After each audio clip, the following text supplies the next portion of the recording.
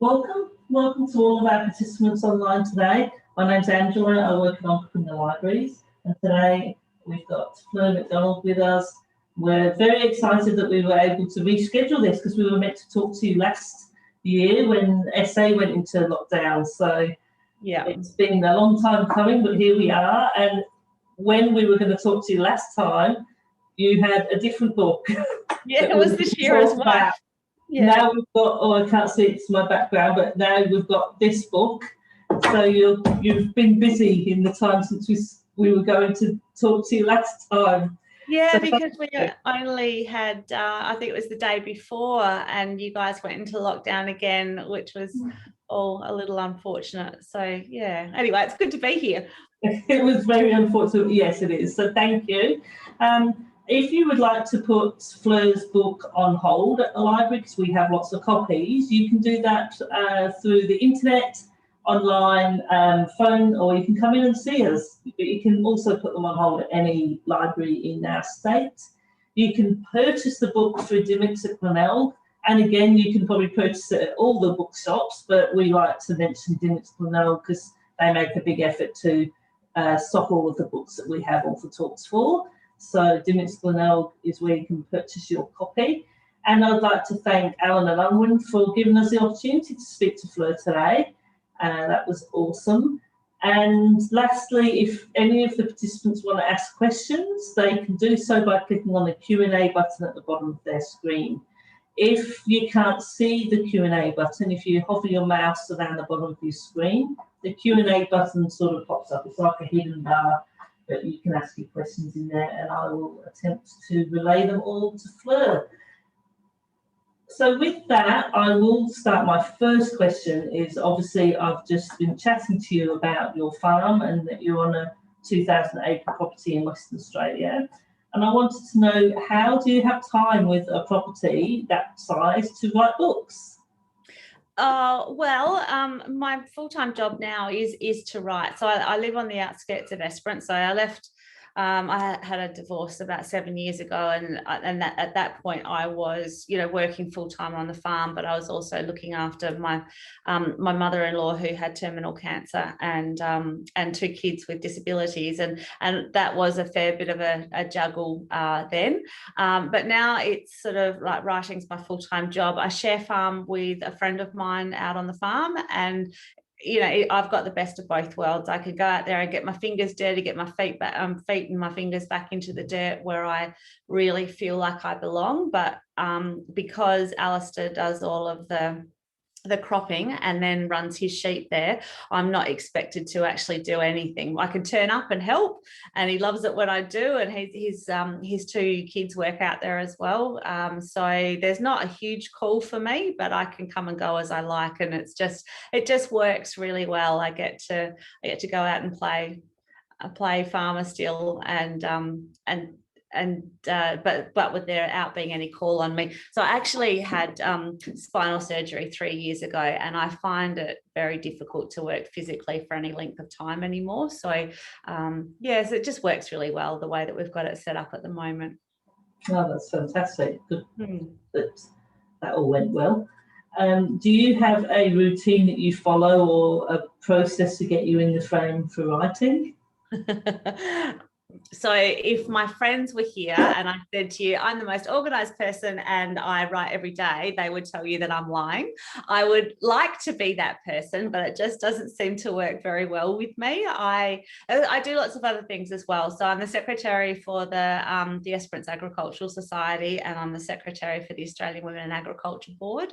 And I was the founder of an organisation called DV Assist, which helps people in rural areas that are experiencing family and domestic violence. So I do lots of other things other than write. So sometimes my day is taken up with all those other things, and then as my deadline gets a little bit closer, I focus and know what I've got to do to write a book.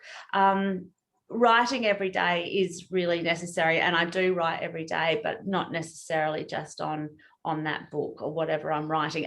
But I do have to be organized in the way that, you know, writing 2 books every year, it's a really condensed period of time that I have to put a book together. So I make sure that I give myself a reasonable length of time to be able to finish that book, to then. So like I'll finish a book. So I handed a book in about 3 weeks ago. I have just got the edits back. I'm promoting this book that was finished 6 months ago, and I have to start the next book for the November book. So it's certainly a bit of a tight circle. Yeah, that's very interesting. So I know when I read a book that I love and I've been fully engrossed in, I find it difficult to go straight into a new book. Like I need that space between to just love and revel in the fact that I've just finished that book and it was really good. Are you a bit like that with writing, or do you just have to move on because you're so busy? Oh, well, I think you have to move on. I certainly can't wait for the muse to strike, and the muse strikes very little these days. It is a business, and it's got to be treated as such. So yeah, I just sort of really get on with the writing. But that's not to say that I don't take a little bit of a break. When I've finished a book, I usually try and take a week where I don't go near the computer, and I'll just go and walk on the beach, or, you know, I'll go out to the farm and stay a couple of nights out there, and you know, that type of thing. I really do need to clear my head once I've finished a book, but yeah, it's like front up the Monday after that and start the next one. Wow. With your book, as I professed earlier to you, I hadn't read any of your books before, and we had that brief discussion about how you sometimes are targeted as a rural romance type of person, but I was very happy to read that this is more of a crime book, and Dave Burrows being the main character. Is the first time you've used him as in a book, and will he appear again? No, so Dave Burrows has been around since my first book, Red Dust, came out, and that was back in 2009.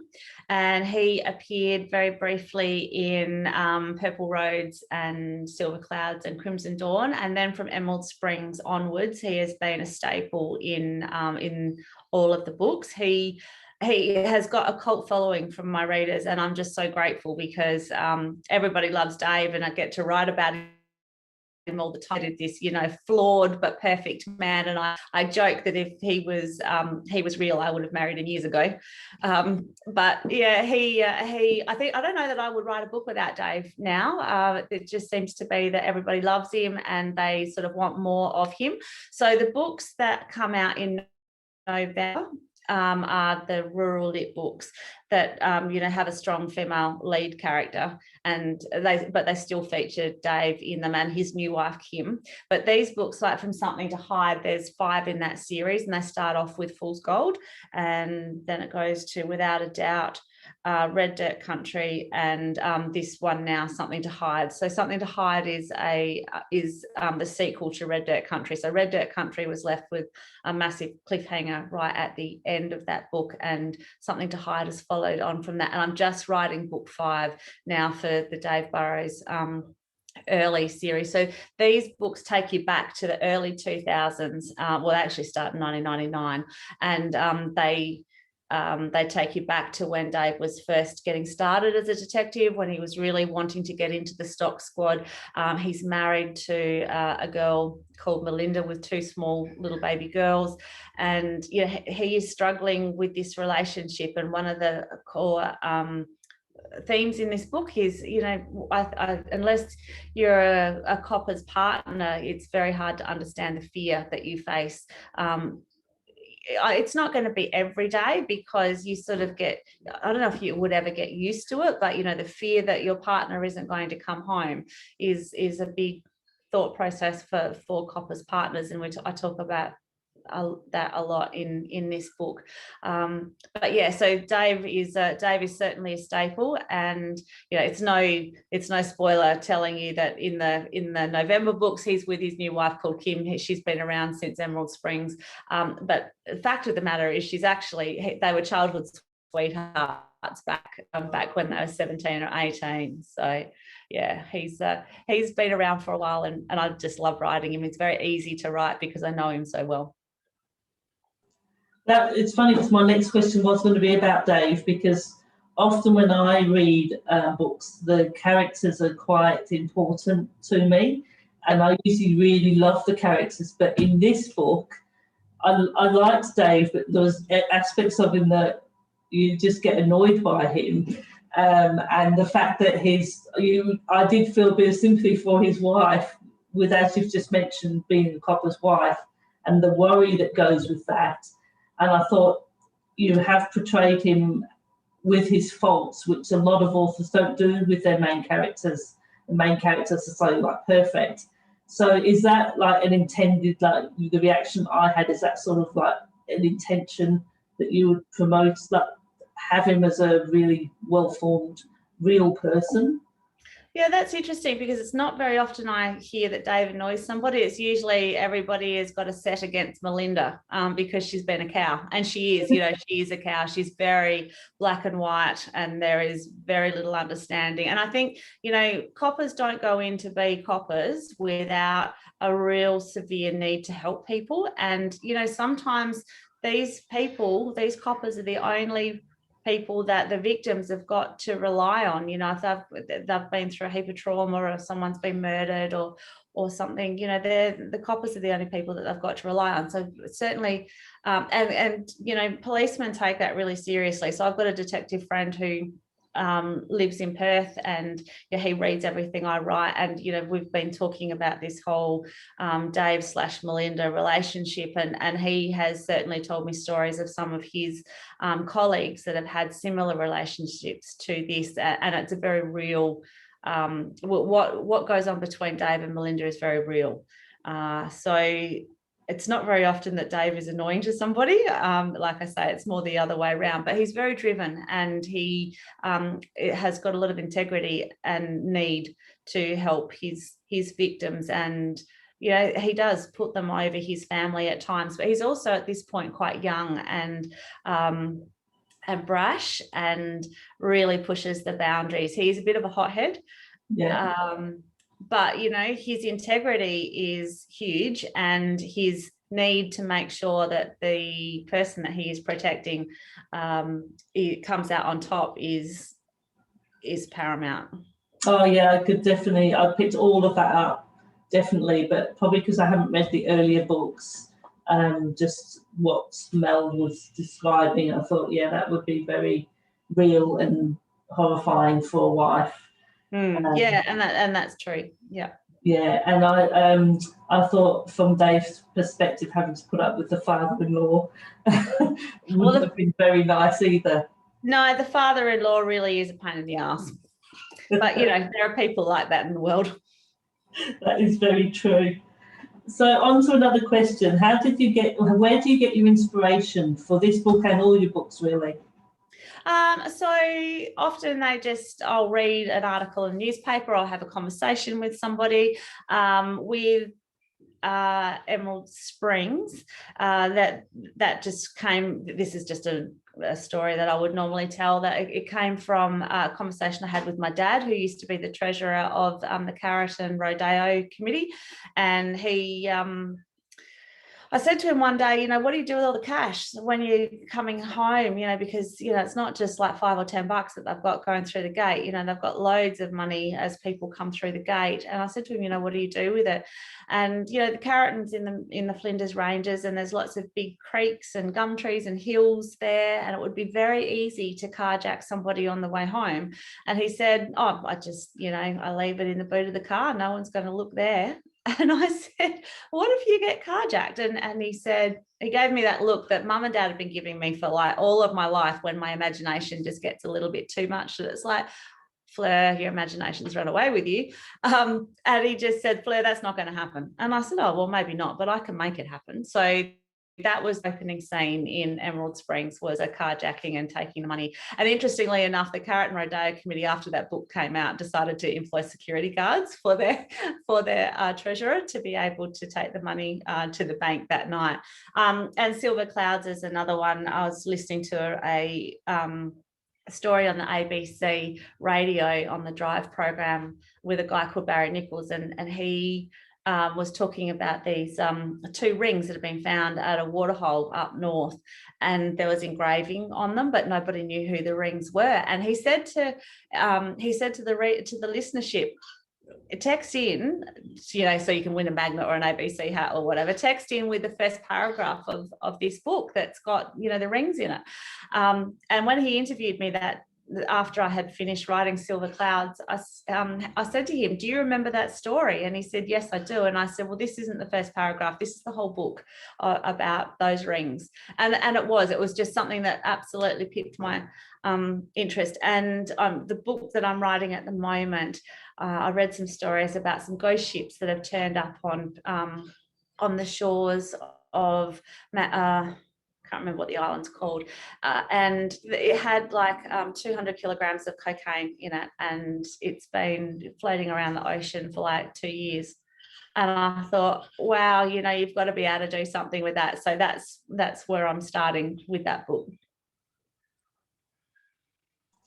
That's fantastic. Well, yes, you're obviously very observant, and you're always reading stuff and thinking how you can use it. Your brain's very attuned to coming up with ideas like that. So, well, I have a real keen interest in murder and mystery and forensic science and that type of thing. That's what I love to write. I love reading that, and I love watching that on TV, and that's what I love to write. So I'm always looking for something. And my detective friend and I, we catch up. I actually had lunch with him yesterday, and we catch up once every 6 or 8 weeks, and he reads everything that I write, and we talk about ideas and what could happen and it was really funny in the book that I'm just editing at the moment.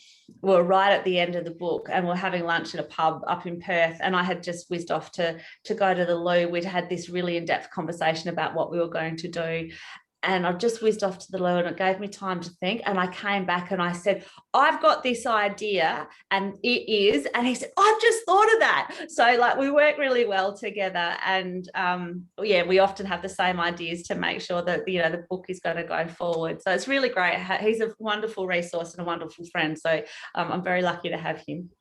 Well, that's great. What? How did you pick your publisher? Well, that's an interesting question, because very few people get to pick their publisher. That's just so unheard of. You submit to people, to publishers, and then if you're lucky enough to get a contract with one of them, you grab hold of that with both hands. So I submitted Red Dust to Allen and Unwin back in 2007, and the first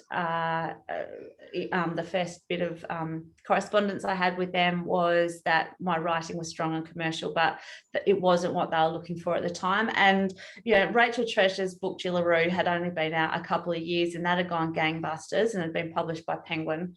But Allen and Unwin were the only one that had Friday Pitch Day, which was started by Louise Thurshell, who was this amazingly maverick type woman within the publishing world, working for Allen and Unwin at the time. And she wanted to get out there. She knew that there was a lot of manuscripts out there written by people that couldn't get agents and just couldn't get their manuscripts in front of a publisher. And I was lucky enough to submit to that. So once I'd got that rejection letter, I sort of had Louise's details, and I rejigged the first 3 chapters and sent it back in again. And a couple of weeks later, I had a contract. So I was really lucky. It just in the right place at the right time, and publishing is a lot about that. Yeah, with when we were chatting to an author a couple of months ago now, she was telling us that you don't get to choose the cover of your book, which I always thought you did. And I don't know if that's your experience too, but you have a graphic designer that basically designs your cover. Have you liked all the covers of your book? I'm really lucky. I think I've got enough enough sales and so forth behind me to certainly have a say in the covers. They don't necessarily agree with me. So they booked the cover of Something to Hide. We went, yeah, fantastic cover, love it. But the belt is just a little bit funny around the waist.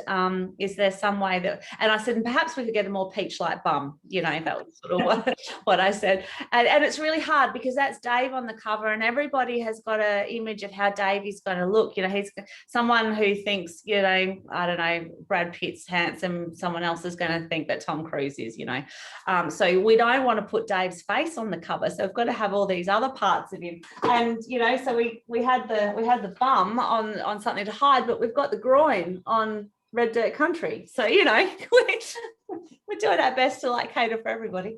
But with a couple of them, I've certainly not necessarily liked the background, or the girls haven't been how I've imagined as I've been writing the characters. And so what I do now is I often get given options of 4 girls and maybe 2 or 3 different backgrounds, and we sort of merge them together. But that's after all of the work has been done by the graphic designers, but I get 2 or 3 options. And it's really great because what I like, it's just having all those different heads together. What I like isn't necessarily what someone else thinks is going to sell. And in publishing, marketing, publicity, and publishing and sales all have to be in agreement on the cover, because it's 90% of sales are on a cover. Yeah, so people do judge the book by the cover, as the saying goes. Yeah, so we've got to make it right. And if you find that a cover has changed from when it's in a C format, which is a big cover, a big book, to those smaller ones like the Red Dirt Country that I just held up then, and the cover has changed, obviously something hasn't necessarily been right about that cover in the C format when it's first gone out. So I've only had one of my covers changed, and that was the Missing Pieces of Us, from this beautiful green teacup background with broken teacup, and we changed that to just a girl on the front out in the middle of a sort of a barley paddock, which was a beautiful cover. So yeah, no, and I'm really privileged to be able to have a bit of an input into the covers. Oh, that's great. Well, that's the end of my questions. So I've got a few from the audience that I'll ask you now. So we've only got a few minutes left. Yeah. Did you always want to be an author? And if you weren't an author, what would you be doing? No, can't say I ever wanted to be an author. I was reading, when I was growing up, I was reading books like Enid Blyton, and all the books that all the authors, or the books that I was reading, the authors were dead. Didn't seem like a great career choice. And I didn't really give too much thought to the person behind the book, if that makes sense. So that was it wasn't something I'd ever thought about. I really just fell into writing, and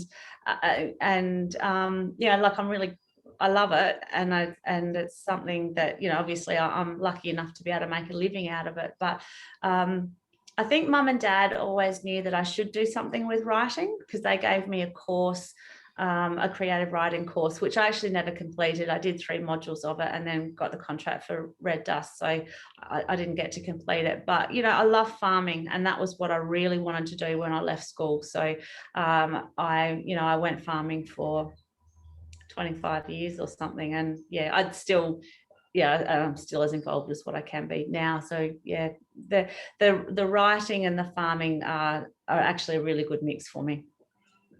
Well, we have another question that says, what is your self-editing process like? So because there is so little time in between when I write a book to when it's got to be put in, there is very little editing in the first place, in the first instance. So when it goes into Allen and Unwin, it's certainly very raw.